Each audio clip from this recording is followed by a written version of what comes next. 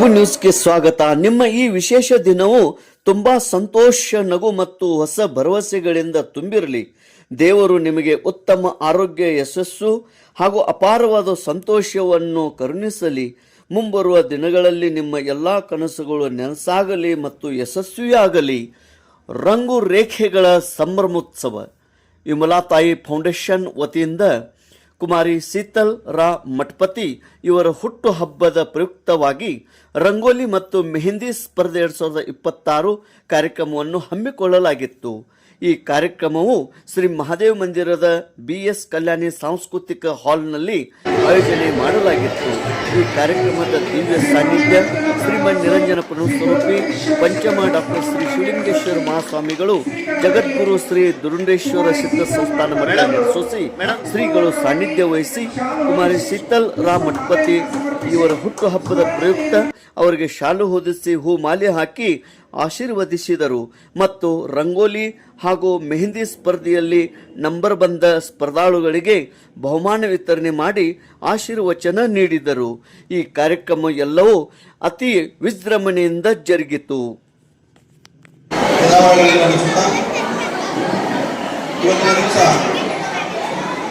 ಸಹೋದರಿ ಶೀತಲ್ ಮಠಪತಿ ಅವರ ಹುಟ್ಟುಹಬ್ಬದ ಕಾರ್ಯಕ್ರಮದ ದಿವ್ಯ ಸಾನ್ನಿಧ್ಯ ವಹಿಸಿದಂತ ಸೋಸಿ ಅಜ್ಜನವರ ಪಾದಬಂಧಗಳಿಗೆ ನನ್ನ ಶ್ರೀಶಾಸ್ತ್ರ ನಮಸ್ಕಾರಗಳನ್ನು ಸಲ್ಲಿಸುತ್ತಾ, ಸಮಸ್ತ ಅಣಿಲ ಗ್ರಾಮದ ಹಿರಿಯರಲ್ಲಿ ಹಾಗೂ ಶೀತಲ್ ಮಠಪತಿ ಅವರ ಅಭಿಮಾನಿ ಬಳಗದವರು,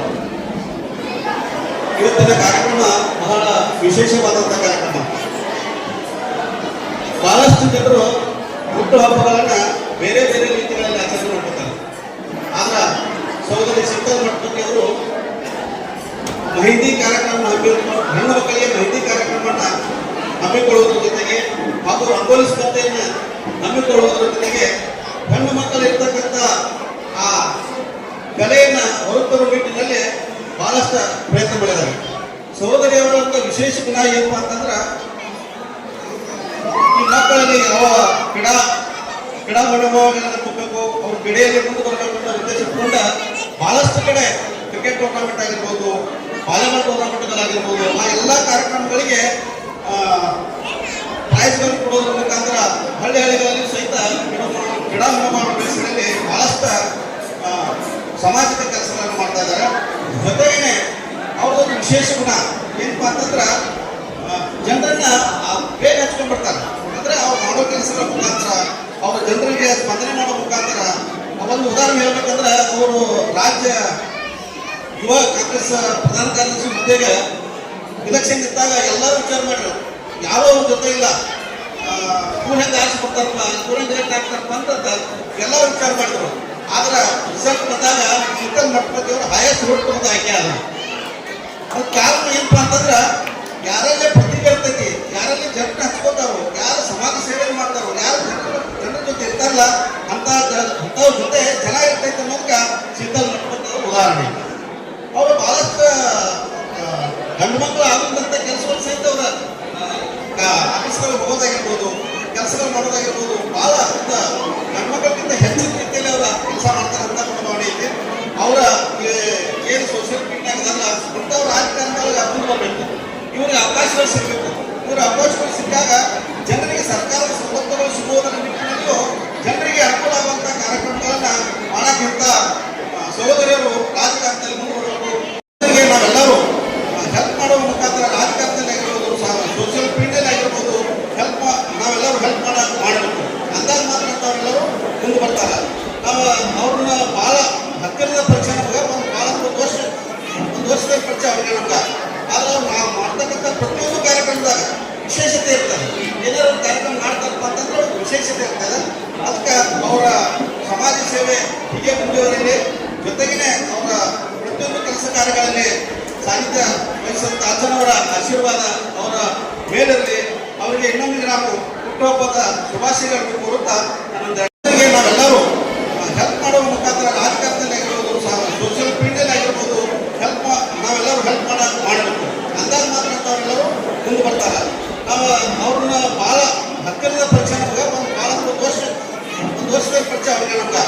ಆದ್ರೆ ನಾವು ಮಾಡ್ತಕ್ಕಂಥ ಪ್ರತಿಯೊಂದು ಕಾರ್ಯಕ್ರಮದಾಗ ವಿಶೇಷತೆ ಇರ್ತದೆ. ಏನಾದ್ರು ಒಂದು ಕಾರ್ಯಕ್ರಮ ಮಾಡ್ತಾರಪ್ಪ ಅಂತಂದ್ರೆ ಒಂದು ವಿಶೇಷತೆ ಇರ್ತದೆ.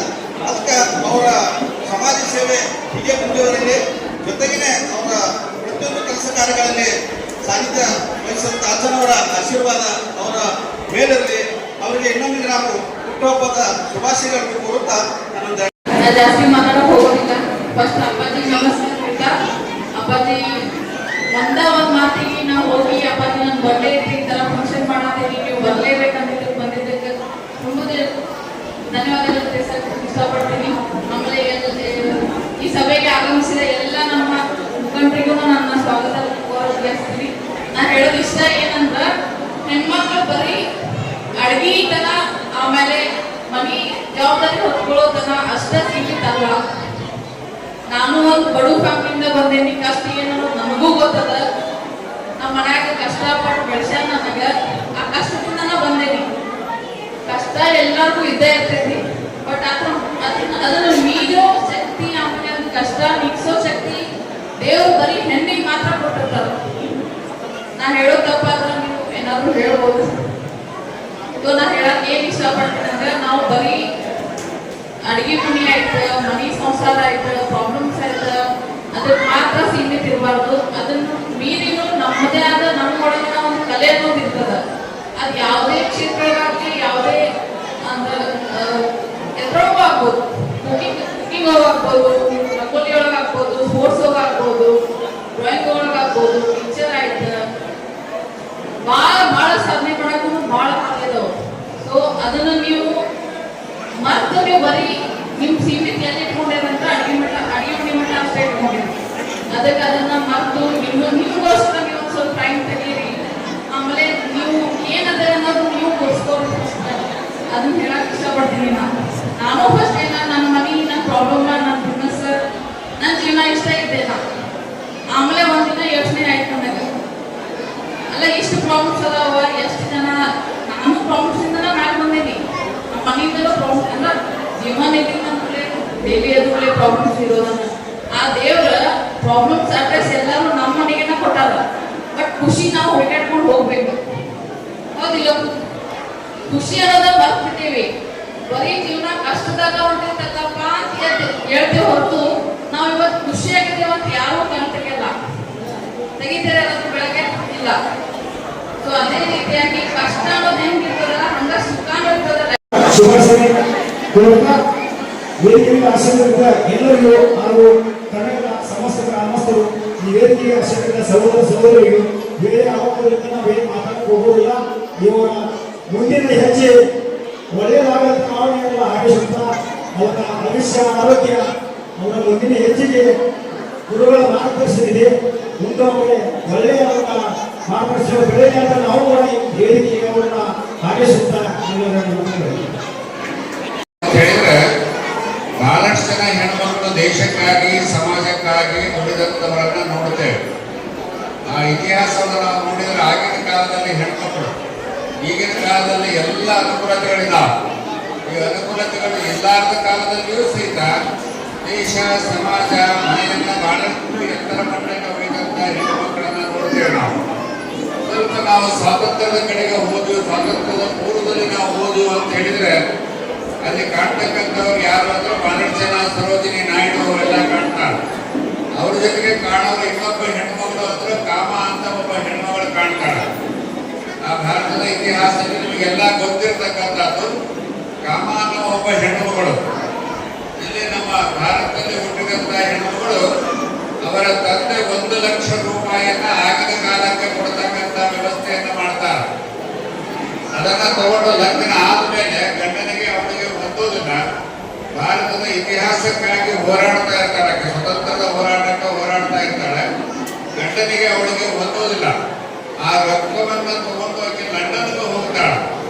ಲಂಡನ್ನಲ್ಲಿ ಹೋಗಿ ಅಧ್ಯಯನ ಮಾಡ್ತಾಳೆ ಅಂದ್ರೆ ಎಲ್ಲೆಲ್ಲಿ ಭಾರತೀಯರಿದ್ದಾರೆ ಅವರೆಲ್ಲರನ್ನ ಒಂದು ಕಡೆ ಒಗ್ಗೂಡಿಸಿ ಭಾರತದ ಒಂದು ಸ್ವಾತಂತ್ರ್ಯವನ್ನು ಹೋರಾಟಕ್ಕೆ ಅಲ್ಲಿನ ಸಹಕಾರವನ್ನು ಕೊಡಬೇಕು, ಎಲ್ಲರಿಗೂ ಕೊಡ್ತಾ ಇರ್ತಾಳೆ. ಒಂದ್ಸತಿ ಒಂದು ದೊಡ್ಡ ಕಾರ್ಯಕ್ರಮ, ನಿಮಗೆ ಕಾರ್ಯಕ್ರಮ ಇರ್ತದೆ. ಮಾಡಿದಂಥವಳು ಒಬ್ಬ ಹೆಣ್ಣುಮಗಳು ಅನ್ನೋದು ನಿಮಗೆಲ್ಲ ಗೊತ್ತದ, ಪತ್ರಿಕೆಯಲ್ಲಿ ಬಂದದ್ದು ನಿಮಗೆಲ್ಲ ಗೊತ್ತದ.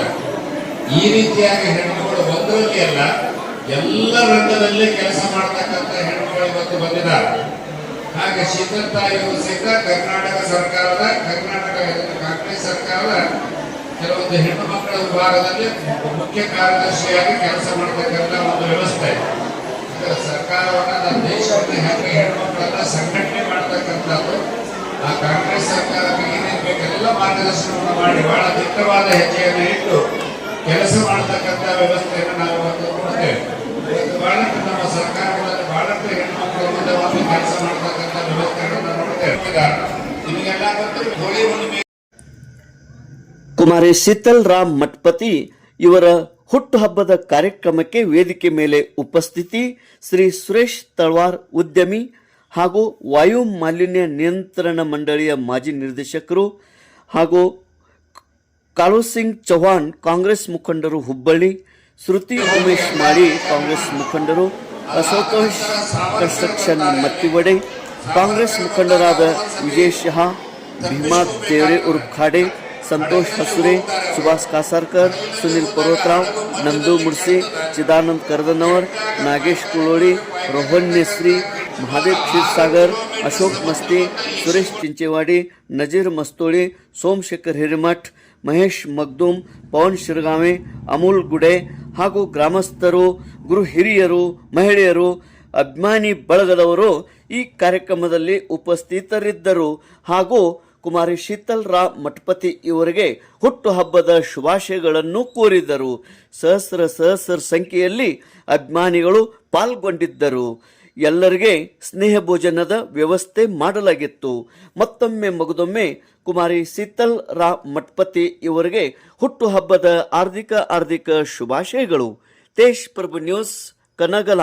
ನೈವೇದ್ಯವಾಗಿ ಮಹಿಳೆಯರಲ್ಲಿ ಜಾಗೃತಿಯನ್ನು ಮೂಡಿಸಿ ಅವರಲ್ಲಿರುವ ಕಲೆಯನ್ನು ಪ್ರದರ್ಶಿಸುವಂತಹ